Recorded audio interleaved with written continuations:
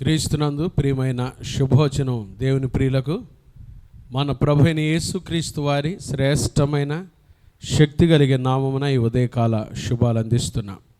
సియోనులో నుండి నా తండ్రి మిమ్మల్ని ఆశీర్వదించునుగాక, ఉన్నత స్థలములో నుండి ఆయన మీకు సహాయం చేయునుగాక.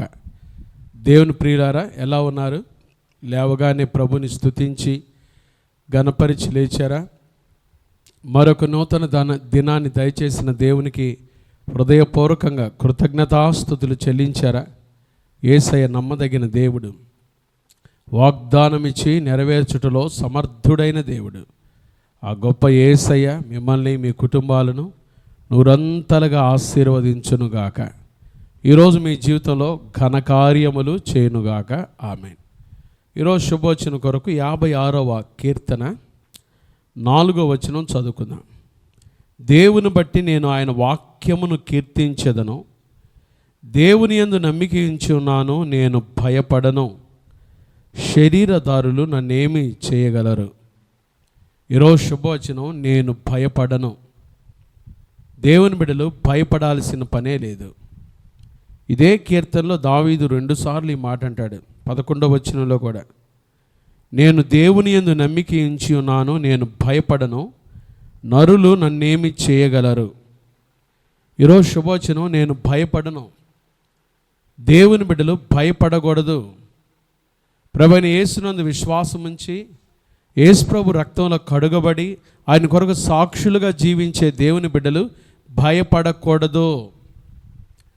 భయపడే పరిస్థితులు వచ్చినా దేవుని బిడ్డలు భయపడరు. కారణం ఏంటి? దావీదు ఎందుకన్నాడు నేను భయపడనని? దేవుని బిడ్డలు ఎందుకు చెప్తున్నారు నేను భయపడను, భయపడకూడదు అని? ఎందుకు? ఒక 3 కారణాలు ఈ కీర్తనలో మనం చూస్తాం. ఒకటి, నేను దేవుని యందు నమ్మిక ఉంచి ఉన్నాను. ఎంత బలమైన మాట తెలుసండి. అది సింపుల్గా మాట్లాడే మాట కాదండి. నేను దేవుని యందు నమ్మిక ఉంచి ఉన్నాను గనుక నేను భయపడను. నా భయం పోవటానికి కారణం ఏంటంటే, నేను ప్రభువైన యేసుక్రీస్తునందు విశ్వాసం ఉంచాను. యేసు ప్రభు నా కొరకు ఈ లోకానికి వచ్చాడు, నా పాపం కొరకై సిలువలో మరణించాడు, సమాధి చేయబడ్డాడు, మరణాన్ని జయించి తిరిగి లేచాడు, మరలా నా కొరకై తిరిగి రానయ్యున్నాడు. నేను ఆయన యందు నమ్మిక ఉంచి ఉన్నాను, నేను ఆయన బిడ్డను, నేను ఆయన కొరకు సాక్షిగా జీవిస్తున్నాను. 10,000 మంది దండెత్తి నా మీదకు వచ్చినా నేను భయపడను. ఎందుకంటే నేను ఆయన యందు నమ్మిక ఉంచి ఉన్నాను. ఎంత బలమైన మాట చూడండి. దేవుని యందు నమ్మిక ఉంచేవారు భయపడరు. దేవుని యందు విశ్వాసం ఉంచేవారు భయపడరు. భయపడరు అండి. బైబిల్ చెబుతుంది, యెహోవా యందు నమ్మిక ఉంచువారు కదలక నిత్యము నిలుచు సియోను కొండవలే ఉంటారంట. నిత్యము నిలుచు సియోను కొండవలే ఉంటారు. దేవుని యందు నమ్మిక ఉంచేవారు భయపడరు. విశ్వాస జీవితంలో దేని గురించి భయపడరు, శత్రువు గురించి భయపడరు, పరిస్థితులు ఏమైనా భయపడరు. ఇది దేవుని బిడ్డల యొక్క నమ్మిక. దేవుని బిడ్డల ఈ ఉదయకాలం ఈ మాటలు వింటున్న నా ప్రియమైన దేవుని బిడ్డలారా, ప్రభువైన యేసునందు విశ్వాసం ఉంచారా? యేసు ప్రభు రక్తంలో మీ పాపం కడుగబడిందా? ఆయన బిడ్డలుగా జీవిస్తున్నారా? ఆయన కొరకు సాక్షులుగా బ్రతుకుతున్నారా? మీరు నిజంగా దేవుని యందు భయభక్తులు కలిగి జీవించుచున్న దేవుని బిడ్డలైతే మీరేమాత్రము కూడా భయపడరు. భయపడాల్సిన పరిస్థితే లేదు. నేను భయపడను. ఎంత బలమైన మాట. కారణము, యెహోవా యందు నమ్మిక ఉంచు వారిని కృప ఆవరిస్తుంది. యెహోవా యందు నమ్మిక ఉంచు వారు కదలక నిత్యము నిలుచు సియోను కొండవలే ఉంటారు. యెహోవా యందు నమ్మిక ఉంచు వారు ఆయన కొరకు ధైర్యంగా జీవిస్తారు. అన్నిటికీ నాకు ఆయనే ఉన్నాడులే, ఆయనే చూసుకుంటాడులే. అది దేవుని బిడ్డల యొక్క ధైర్యం. ఆయన విడువడు, ఎడబాయడు. ఆయన నాతోనే ఉంటాడు, నాకు తోడుగా ఉంటాడు. కాబట్టి దావీదు అంటున్నాడు నేను భయపడను. ఒకటి, నేను దేవుని యందు నమ్మిక ఉంచాను. రెండో మాట చూడండి, దేవుని బట్టి నేను ఆయన వాక్యమును కీర్తించెదను. దావీదు భయపడకపోవటానికి రెండవ కారణం ఏంటంటే దేవుని వాక్యము. ఆయన వాక్యం తెలుసు. వాక్యం ఎవరో కాదండి, వాక్యము ప్రభువైన యేసుక్రీస్తు వారే. ఆదియందు వాక్యము ఉండెను, వాక్యము దేవుని యొద్ద ఉండెను, ఆ వాక్యము దేవుడై ఉండెను, ఆ వాక్యము శరీరధారి అయి కృపా సత్య సంపూర్ణునిగా మన మధ్య నివసించెను. దావీదు భయపట్టల కారణం ఏంటంటే దేవుని వాక్యం దావీదుకు తెలుసు. వాక్యంలో రాయబడిన విషయం ఏంటంటే, నేను మీ పక్షముగా యుద్ధం చేసే దేవుడను, నేను మీ పక్షముగా పోరాడే దేవుడను, నేను మీ పక్షమై నిలబడే దేవుడను ప్రభు చెప్పాడు కదండి. ఎర్ర సముద్రం ముందుంది, ఇశ్రాయేలీయుల వెనకాల ఫరో సైన్యం ఉంది. అన్నాడు దేవుడు, మీ పక్షమై నేను నిలబడబోతున్నాను, మీ పక్షమై నేను యుద్ధం చేయబోతున్నాను, ఇక మీదట మీ శత్రు మీరు చూడరు. దేవుని వాక్యం తెలుసు దావీదుకి. వాక్యంలో రాయబడిన విషయం తెలుసు. వాక్యంలో ప్రభు అన్నాడు, నిన్ను విడువను, నిన్ను ఎడబాయను, నిబ్బరం కలిగి ధైర్యంగా ఉండము, నీతో కూడా వచ్చువాడు నీ దేవుడని యెహోవా, ఆయన నీ ముందుండి నడిపిస్తాడు. దావీదు భయపట్టల కారణం ఏంటంటే దేవుని నమ్మికించాడు. రెండోది, దేవుని వాక్యాన్ని ఘనపరిచేవాడు. వాక్యం అంటే దావీదుకి ఎంత ఇష్టమో, జుంటె తేనె ధారల కంటే నీవిచ్చిన వాక్యం నాకు మధురమయ్య అన్నాడు కదండి. వేల కొలది వెండి బంగారు నాణెముల కంటే నీ వాక్యము నాకు మేలు అన్నాడు. నీ వాక్యము వెల్లడి ఒకటి తోడనే వెలుగు కలుగుతుంది, అది తెలివిలేని వారికి తెలివి దయచేస్తుందని చెప్పిన దావీదు జీవితంలో వాక్యాన్ని కీర్తించాడు కాబట్టి, వాక్యాన్ని ఘనపరిచాడు కాబట్టి దావీదు భయపడేవాడు కాదు. దేవుని బిడ్డలు భయపడరు.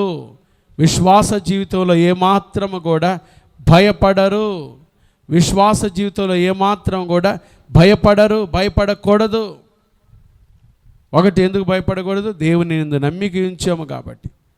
రెండవది, భయపడం ఎందుకంటే దేవుని వాక్యమును బట్టి. మూడో మాట చూడండి, 3వ వచనం, నాకు భయము సంభవించు దినమున నిన్ను ఆశ్రయించుచున్నాను. నేను దేవుని ఆశ్రయించే వ్యక్తిని, నిత్యము ప్రార్థించే వ్యక్తిని, నిత్యము ప్రార్థనలో గడిపే వ్యక్తిని, నిత్యము ప్రార్థనలో జీవించే వ్యక్తిని, దేవునితో ఎప్పుడు మాట్లాడుకుంటూ బ్రతికే వ్యక్తిని. కాబట్టి నేను భయపడను. కరువులు వచ్చినా, కలిమి పరిస్థితులు మారిపోయినా, లోకంలో ఏదొచ్చినా నాకు భయం లేదు. ఎందుకంటే ఆయన ఉన్నాడు, ఆయన నా ఆశ్రయదుర్గము. నేను ఎప్పుడు ఆయన ఆశ్రయిస్తానో ఆయనలోనే బ్రతుకుతాను, ఆయనలోనే జీవిస్తాను. కాబట్టి నేను భయపడను. చెప్పగలవా దేవుని బిడ్డలారా? విశ్వాస జీవితంలో ఈ ఉదయకాలము ఈ వాక్యం వింటున్న నీవు ధైర్యంగా చెప్పగలవా? నేను భయపడను.